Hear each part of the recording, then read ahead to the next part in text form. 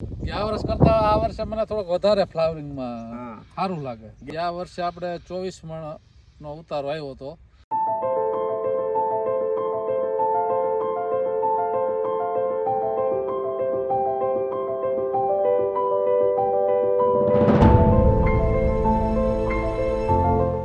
મિત્રો, હું હર્ષિત ગજેરા, ફુલે સીડ્સમાં આપનું હાર્દિક સ્વાગત છે. ગોંડલ તાલુકાના મોવિયા ગામે આવ્યા છીએ. સરદાર એગ્રો સેન્ટરના ઓનર અમૃતભાઈ ગોંડલિયા મારી સાથે છે. અમૃતભાઈ, તમે કઈ વેરાયટીમાં વાવેતર કર્યું? આપણે ફૂલે પુષ્પા વાવેલી છે, બરોબર. અંદાજે ક્યારે વાવેલી છે? આપણે આ ઓગસ્ટ મહિના ઓગસ્ટમાં વાવેલી, બરોબર. અને કેટલી જાળી આવ્યું છે, કેટલા ઇંચ? એમાં આપણે મગફળીની ન વાયરું હતી. હા હા, આપણે ગયા વર્ષે વિડીયો હતો ને ગયા વર્ષે આપણે આ વાવેતર કરેલું હતું. બરોબર. ન વાયરું મગફળીની કરેલી છે. તો તમે મગફળીની હારે આ ચોપીનું વાવેતર આ કરેલું. પારા ઉપર આપણે 35 દિવસની મગફળી થાય ને એટલે આપણે વાવેતર કરેલું. બરોબર. તો ગયા વર્ષે તમે વાવી હતી, આ વર્ષે વાવી છે, શું ફરક લાગે છે તમને? ગયા વર્ષ કરતા આ વર્ષે મને થોડોક વધારે ફ્લાવરિંગમાં સારું લાગે. ગયા વખતે તમને ખબર પડી ગઈ કે કઈ રીતે માવજત કરવાની? ગયા વખતે તમારે કેટલી ઉતરી હતી પેલા એ જણાવી દો. ગયા વર્ષે આપણે 24 મણનો ઉતારો આવ્યો હતો. પણ આ વર્ષે મને આપડા જે મજૂર છે ને એ એમ કે ગયા વર્ષ કરતા ફ્લાવરિંગમાં ડબલ છે. આ વખતે તમે માવજતમાં થોડુંક હજી વધારે ઇમ્પ્રુવમેન્ટ કર્યું છે.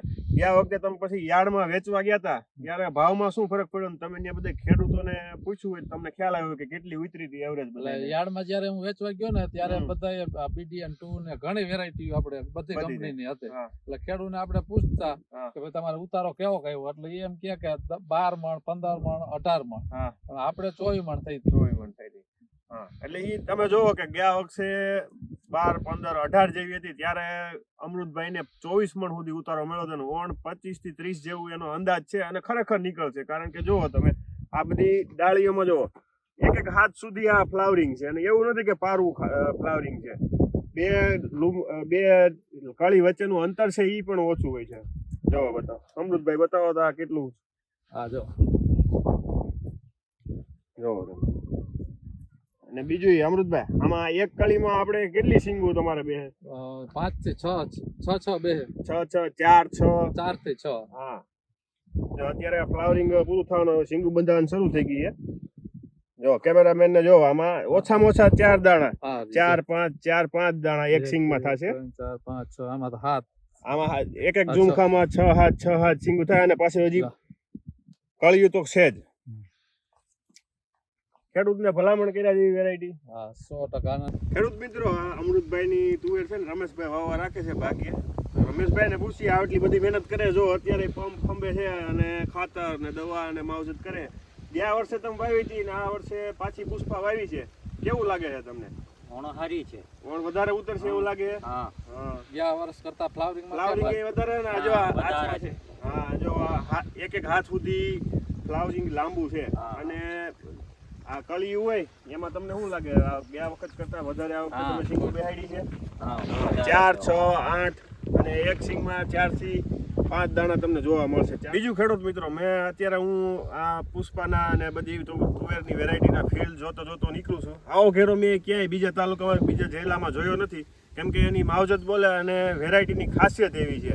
બીજું અમૃતભાઈ, તમે આમાં માવજત શું કરી છે ખાસ કે જેથી કરીને ખેડૂતોને ખ્યાલ આવે અને વધુ ઉત્પાદન મેળવી શકે? વેરાયટી તો 100% સારી જ છે, સાથે સાથે માવજત એ ખાસ મહત્વની છે. માવજતમાં તો આપણે હે ને દવામાં અને ખાતરમાં થોડીક ધ્યાન રાખવી પડે. બરોબર. શરૂઆતમાં ખાતર આપણે પાયાના વધારે આપવું પડે. પછી એને ફ્લાવરિંગ ટાઈમે હે ને આપણે SSP ખાતર એ બહુ કામ કરે. બરોબર. અને દવામાં ઈરુની કંપનીની દવા છાંટે ને તો 10-15 દિવસની રિઝલ્ટ મળે. બરોબર. અને આપણે ઘણા ઘેરા મેં જોયા અન્ય કંપનીના, એના કરતા મને આ 100% બહુ સુપર લાગી એમ. બરોબર. આવું તમે ક્યાંય જોયું નહીં? ક્યાંય જોયું નથી. અને ખેડૂતો અહીંથી નીકળે છે એકવાર ગાડી ઊભી રાખીને જોતા જાય છે, રાખીને જોવે છે કે આ કઈ વેરાયટી.